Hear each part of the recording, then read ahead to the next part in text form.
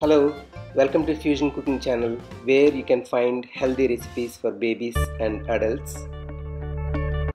Today we are going to make brain development food for babies which is good for 8 months plus babies. For this recipe, take 1 tablespoon of brown rice, wash it well and take 1 tablespoon of wheat. You can combine them and wash them together so that the dirt and other particles are removed. You should soak them overnight if possible, or at least 3 to 4 hours, so that they will become soft and they will become easy to grind and easy to cook and then easy to digest as well. So soaking them is a good idea. For this recipe we are taking a bunch of nuts, particularly those nuts which are very healthy for brain, like walnuts, almonds, cashew nuts,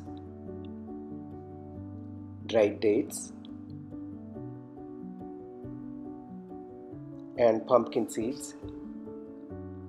If you look at the nutrition value of all these foods that we have taken in this recipe, brown rice is very rich in B complex vitamins and good for it has a lot of fiber, and walnuts are rich in DHA and omega-3 fatty acids which are good for brain.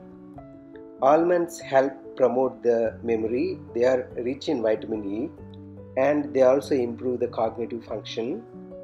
And the pumpkin seeds are also very rich in antioxidants and they are rich in magnesium, iron, zinc and other minerals which are considered to be very helpful for the brain development. And the dry fruits here we added, they are also rich in lot of minerals and they are helpful for the brain development as well, and they'll reduce the inflammation. And recipe wise they'll add sweetness to the recipe, so it will be easy for the baby to consume.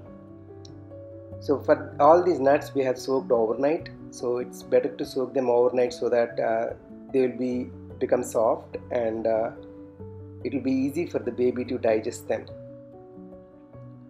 So after soaking them overnight, the next day take everything into a blender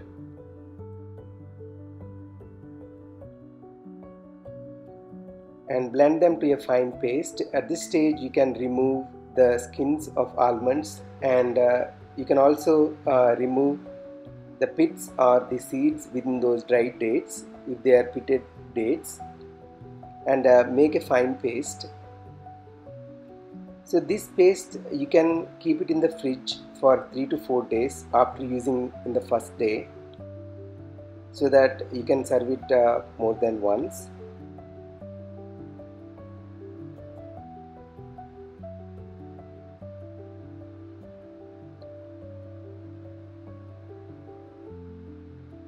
Add just enough water to get the rice consistency, somewhat thick consistency. If you think it is too thick, add little more water. Blend it well and make it to a nice puree like this one. You can see. At the time of cooking, take 1.5 ladles of this puree into a flat pan. Because these are already soaked, they don't need much of cooking, but you have to steam it really well.